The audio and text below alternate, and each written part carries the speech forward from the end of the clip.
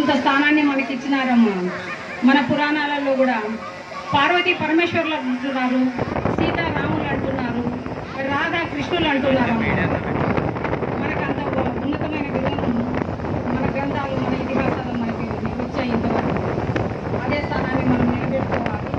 ఇంకోటి ఏంటంటే దీపాన్ని చూసి కూడా స్త్రీతో పోలుస్తారమ్మా. దీపం జ్యోతి పరబ్రహ్మ దీపేన సాధ్యతే సర్వం దీపలక్ష్మి నమోస్తుతే అంటారు. అంటే లక్ష్మీదేవి అంటే స్త్రీతో పోల్చినట్లే కదమ్మా, ఆమె కూడా స్త్రీనే కదా. అంటే ఎటువైపు నుండి చూసినా, ఏ సాధనాన్ని చూసినా కూడా స్త్రీత్వం కనిపిస్తుంది ప్రపంచంలో. అంటే మనం అంత గౌరవింపబడే స్థానంలో ఉంటున్నాం. అటువంటిది మనం ఈరోజు చాలా సమస్యలు ఎదుర్కోవాల్సి వస్తుంది. దీపము, ఇంటికి దీపం ఇల్లాలు అంటారు. దీపం అందరికీ వెలుగునిస్తుంది. కానీ దీపం మీద మాత్రం, దీపం కింద దీపం చుట్టుపక్కల మాత్రం చీకటే మిగులుతున్నాం. అక్కడ స్త్రీ ఉంది. అంటే స్త్రీ చీకట్లోనే ఉంది, బయటికి రానియడం లేదు. మానసికంగా, శారీరకంగా హింసాత్మకమైన మాటలతోనూ స్త్రీలను వేధిస్తూనే ఉన్నారు, వేధింపబడుతూనే ఉంటున్నారు. ఈ సందర్భంగా నేను చెప్పేది ఏంటంటేనమ్మా, మన మహిళా మంత్రి గారు కూడా పరిటాల సునీతమ్మ గారు తోపుదుట్టిలో ఒక సంఘటన జరిగింది ఈ మధ్య కాలంలో. పసుపు కుంకుమలు అని ఒక సాంప్రదాయమైన పేరు పెట్టి మన సాంప్రదాయాలను కూడా కలుషితం చేసే ప్రసంగాలను చేస్తూ దానికి ఎంత నీచ స్థాయికి దిగజారుతున్నారంటే, పసుపు కుంకుమల ప్రోగ్రాంలో మేము ప్రజల్లో రెచ్చగొట్టి అక్కడ చేర్చున్నామనేది వాళ్ళ వాదన. నేను విజువల్స్ ఉన్నాయమ్మా. ఏ ప్రకాష్ రెడ్డి గారు లేరు, రాజశేఖర రెడ్డి గారు లేరు, చంద్రశేఖర్ రెడ్డి గారు లేరు. అంతా హౌస్ అరెస్ట్లో ఇంట్లో ఉన్నారు. కేవలం అక్కడ ఉన్నది నేను మాత్రం, మా అత్తగారు మాత్రమే ఉన్నారు. మేము చెప్తున్నంతసేపు ప్రజలతో మేము చెప్పింది ఒక్కటే, ఏదైనా శాంతియుతంగానే పోరాడతాం. ఇన్ని సంవత్సరాలు, దాదాపు 9 సంవత్సరాలుగా ప్రకాష్ రెడ్డి అన్న ఆటవికులతో మమేకమై జీవిస్తున్నాడు. ఆటవికులు వెంబడిస్తున్నారు. కానీ చిరునవ్వుతో ఎక్కడా గుండె ధైర్యం సడలించలేదన్న. ఆ రకంగా మేము మాట్లాడి వాళ్ళు అంత రెచ్చిపోతున్న కార్యకర్తలను కూడా మేము వాళ్ళు మనశాంతిగా ఉండండి అమ్మా, మీరు శాంతియుతంగా పోరాటం చేయండి, మనకి హింసాత్మకమైన చర్యలు వద్దమ్మా, మీరు ఏదన్నా చేస్తే కూడా అది ప్రకాష్ రెడ్డి నాకు అవమానకరం, సునీతమ్మకు కాదమ్మా అని నేను చెప్పిన విజువల్స్ కూడా మీకు చూపిస్తాను. అటువంటిది ప్రకాష్ రెడ్డి అన్న వాళ్ళని రెచ్చగొట్టి పంపించాడమ్మా అని సునీతమ్మ గారు ప్రెస్ మీట్లో మాట్లాడతారు. ఇంకోటి ఏంటంటే, అన్న మీరు మేము ఏదైనా, ప్రకాష్ రెడ్డి గారు మీరు మేము ఏదన్నా ఉంటే రాజకీయంగా చూద్దాము, ఇలా ప్రజలను రెచ్చగొట్టి రోడ్లలో కూర్చోబెట్టద్దండి, మీ ఇంట్లో ఆడవాళ్ళు లేరా అని మాట్లాడతారు. వాళ్ళ ఇంట్లో ఆడవాళ్ళు ఉన్నారు, సునీతమ్మ గారి ఇంట్లో కూడా ఆడవాళ్ళు ఉన్నారండి. ఇంట్లో ఆడవాళ్ళను బయటికి ఇచ్చాల్సిన అవసరం లేదు సునీతమ్మ గారు. మీరు ఇన్ని మాటలు మాట్లాడుతున్న సునీతమ్మ గారు, దాడి సంఘటనలో విజువల్స్ చూసి పోలీసులు కేసు బుక్ చేయండి అని పోలీసుల పైన ఒత్తిడి తెస్తుంది. పోలీసులు ఏం చేస్తారండి, వాళ్ళు ఉద్యోగాలు చేయాలి, వాళ్ళ ధర్మం వాళ్ళది.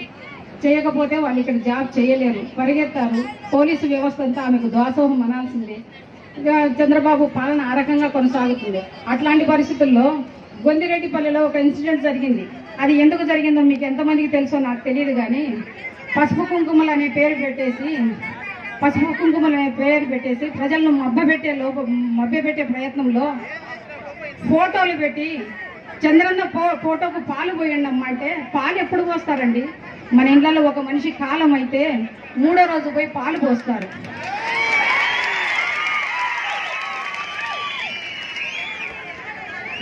పాలు పోసి మీ మంగళసూత్రాల పైన ప్రమాణాలు చేయండి అమ్మా, చంద్రన్నకు ఓటేస్తాము, 2500 రూపాయలు చెక్కులు మీకు ఇస్తాము అంటే చాలా మంది మహిళలకు ఆత్మాభిమానం దెబ్బతినింది. 2500 కోసం మా మంగళసూత్రాల పైన మేము ప్రమాణం చేయాలన్నా, అటువంటి నీచుడికి మేము పాలాభిషేకం చేయాలన్నా అనే ఉద్దేశంతో తిరుగుబాటుగా వాళ్ళు మాట్లాడితే, వాళ్ళకి ఎటువంటి విచక్షణ లేకుండా, కనీసం స్త్రీలనే కనీస విలువలు గౌరవం కూడా లేకుండా వెంబడించి అమ్మ, వాళ్ళ కుటుంబ సభ్యులు, బయట వాళ్ళు కాదమ్మా, కుటుంబ సభ్యులు వెంబడించి వాళ్ళని తరిమి కొడితే వాళ్ళకు దెబ్బలు తగిలి సర్వేంద్రియం నయనం ప్రధానం అంటారు. అందులో ఒక మహిళకు కన్ను చూపు కోల్పోయిందమ్మా. ఆ దాడిలో జరిగిన సంఘటనలో చూపు కోల్పోతే ఆమె దగ్గర పోలీసు వాళ్ళకు కంప్లైంట్ ఇస్తే, ఈ పోలీసు సోదరులు ఏం చేస్తున్నారమ్మా, వచ్చేసి అమ్మ మీరు ముందు ఇచ్చిన కంప్లైంట్ సరిగా రాయలేదమ్మా, అందులో మీ తలరాత బాగుంది, మీ తలరాత నేను మారుస్తానమ్మా అని సునీతమ్మ సోదరుల పేర్లను తీసే ప్రయత్నంలో మళ్ళీ కంప్లైంట్ రాసి వాళ్ళ పేర్లను ఆ కంప్లైంట్ నుండి తొలగించేసి ఎఫ్ఐఆర్ కట్టారండి పోలీస్ సోదరులు. ఆ రకంగా నేను ఇది సునీతమ్మ విఘ్నతకే వదిలేస్తున్నానండి. ఉన్నారా, కళ్ళు మూసుకున్నారా, మీకు ఇవన్నీ కనిపించడం లేదా? ఎన్ని జరుగుతూ ఉండేది? మీరు అదే విజువల్స్ చూసి ఎందుకు మీ సోదరుల పైన, మీ లీడర్ల పైన, కార్యకర్తల పైన, తెలుగుదేశం అభిమానుల పైన మీరు ఎందుకు కేసులు పెట్టడం లేదు? వైఎస్ఆర్సీపీ అభిమానులు ఒకటికే కనిపిస్తున్నారా మీకు? ఇంకోటి ఏంటంటే తను ఏమి చేసినా కూడా ప్రచారణాస్త్రం తప్పితే తనకు వేరే ఏది ప్రజలకు మేలు చేయాలనేది మేలు చేయాలనే ఉద్దేశం చంద్రబాబు నాయుడికి ఎంత మాత్రం లేదు. తను ఏది మాట్లాడినా శాసనం అంటున్నాడు, డిక్టేటర్ అనుకుంటున్నాడు చంద్రబాబు. ఒక నియంత పాలన సాగిస్తున్నాడు. తను చెప్పిందే జరగాలి. ఎదురు తిరిగితే వాళ్ళపైన దాడులు చేస్తారు, కేసులు పెడతారు, మానసికంగా హింసిస్తారు. మనకి ఎందుకులే ఈ రాజకీయాలు అనే అంత స్థితికి దిగజారుస్తున్నారేమో. అయినా కూడా ఈ రాప్తాడు ప్రజలు ప్రకాశన్నకు అండగా ఉంటూ మేమెన్ని సమస్యలను ఎదుర్కొంటున్నామో మా కార్యకర్తలు అంతకంటే మించి సమస్యలను ఎదుర్కొంటున్నారు.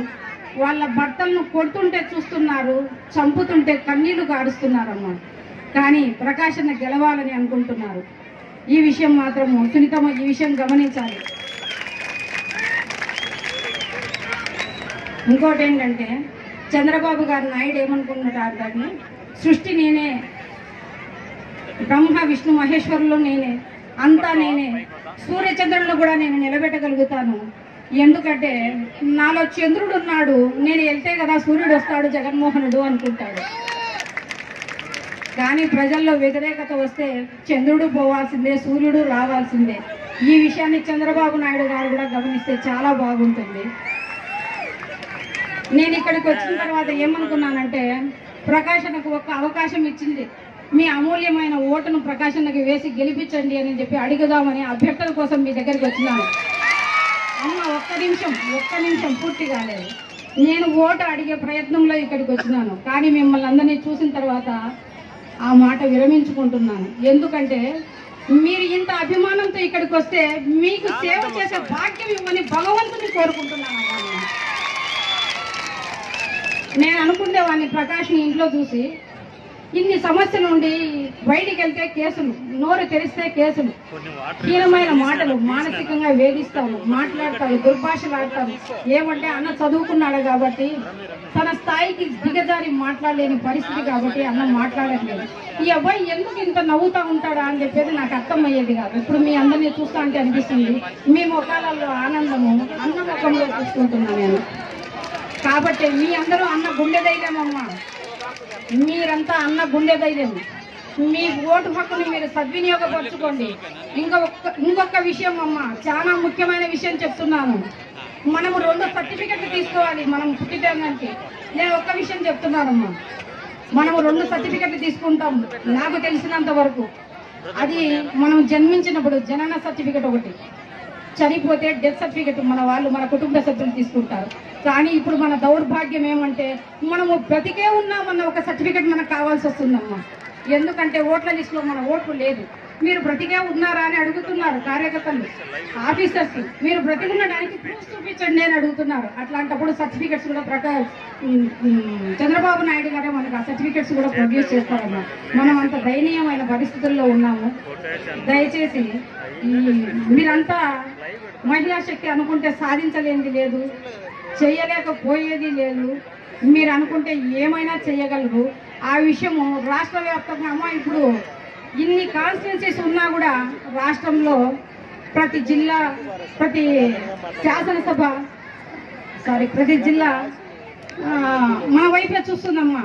ఇన్ని జిల్లాలు కూడా ఎందుకంటే ఇంత రాష్ట్ర వ్యాప్తంగా ప్రతి కాన్స్టిట్యున్సీ మన వైపు చూస్తుంది. ఎందుకంటే ఇంత ఆటవికులతో 2 సార్లు ఓటమి చవి చూచినా కూడా ఇంత గుండె ధైర్యంతో ప్రకాశన్న ఏ రకంగా వీళ్ళతో పోరాడగలుగుతున్నాడా అని ఆశ్చర్యంతో చూస్తున్నారమ్మా, అభిమానంతో చూస్తున్నారు, ఆసరా కోసం అడగాలని చూస్తున్నారు, ప్రతి ఒక్కరిని అభ్యర్థించాలని అనుకుంటున్నారు చాలా మంది వైఎస్ఆర్సీపీ. ఇంకోటి ఏంటంటే ఇన్ని ప్రమాణాలు చేయించుకుంటున్న చంద్రబాబు నాయుడు ఇదే రాజశేఖర రెడ్డి గారు అధికారంలోకి వచ్చినప్పుడు అందరికీ లబ్ధిదారులకు కావాల్సిన వాళ్ళందరికీ ఎక్కడ అవసరం ఉంటే అక్కడ తన పథకాలు ఉండాలా అని చెప్పి అనుకున్న ఆయన ఆరోగ్యశ్రీ ఎవరికి అవసరమైతే వాళ్ళకు వర్తించేదమ్మా. 108 ఎవరు పిలిస్తే వాళ్ళ ఇళ్లకు వెళ్ళేది. ఏ విద్యార్థి చదవలేక ఇంట్లో కూర్చుంటున్నాడో, ఫీజు చెల్లించలేకపోతున్నాడో ఆ విద్యార్థికి ఫీజు రియంబర్స్మెంట్ వచ్చేదమ్మా. ఎవరికి గృహాలు లేకపోతే వాళ్ళకి ఇందిరమ్మ పథకం కింద గృహాలు వచ్చాయి. వీటన్నిటికీ ఏనాడైనా రాజశేఖర రెడ్డి గారు ఏమైనా ప్రమాణాలు అడిగారా?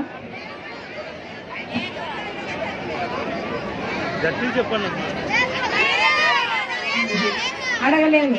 అటువంటిప్పుడు ప్రజల అభిమానాన్ని మనం చేసే పనుల వల్ల చూసుకోవాలమ్మా. మనం చేసి వాళ్ళ అభిమానాన్ని మనం కోరుకోవాలి. ఏమీ చేయకుండానే నాకు అది కావాలా, ఇది కావాలా, అది చేయాలా, ఇది చేయాలా, ప్రమాణాలు చేయండి, మంగళసూత్రాలు తాకట్టు పెట్టండి, మీ బట్టలను జైళ్ళల్లో పెడతాము, మీ పిల్లలను స్కూల్కు వెళ్ళనీయమని బెదిరింపులతో ఏ రాజకీయాలు ఎక్కువ కాలం సాగలేవమ్మా. ఇంకోటి నేను చెప్తున్నది ఏంటంటే, మా అదృష్టం ఒక్కసారే తలుపు కొడుతుంది, దరిద్రం తెరిచినంత వరకు కొట్టుంటుంది. అట్లాంటి జరిగింది చంద్రబాబు నాయుడు గారు. ఈ మహిళా దినోత్సవం రోజున ఆయన ఈ రకంగా మాట్లాడాల్సి రావడం కూడా నాకు కొంచెం బాధాకరంగానే ఉందమ్మా. కానీ మీరందరూ ధైర్యంగా ఉన్నంత వరకు ప్రకాష్ రెడ్డి అన్న ఓటం అనేది ఎప్పుడూ లేదు. ఇంకా నేను ప్రకాష్ రెడ్డి నాకు ఓటు వేయండి అని మీకు చెప్పాల్సిన అవసరమూ లేదు. ఎందుకంటే మీరు నాకు చెప్పే పరిస్థితుల్లో ఉన్నారు. మీ ముఖాల్లో ఆనందం చూస్తుంటే అన్ననంతా మీ తోబుట్టు అనుకుంటున్నారు, మీ కుటుంబ సభ్యుడు అనుకుంటున్నారు, మీ కొడుకు అనుకుంటున్నారమ్మా. ఇంకోటి చంద్రబాబు నాయుడు గారు ఇంటికి పెద్ద కొడుకు, నీ కుటుంబంలో పెద్ద కొడుకు నవ్వుతా, నీ ఇంట్లో పాలేరు నవ్వుతా, నీ పెరట్లో చెట్టు నవ్వుతా, నీకు మాత్రం 1000 రూపాయలే ఇస్తాను అంటాడు. అది కూడా ఎవరికి ఇస్తాడమ్మా? తెలుగుదేశం కార్యకర్తలకు మాత్రమే ఇస్తానంటాడు. తెలుగుదేశం కార్యకర్తలకు మాత్రమే ఇస్తానంటాడు.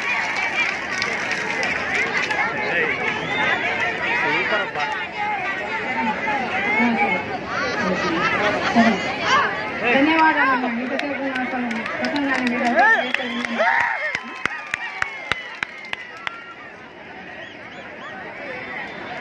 అందరికీ మనస్ఫూర్తిగా మరొకసారి చేతులెత్తి అందరికీ కృతజ్ఞతలు. జై హింద్. ఇప్పుడు ఈరోజు ఈ స్టేజ్ మీదకి వచ్చి మహిళా మీటింగ్ నేను మైక్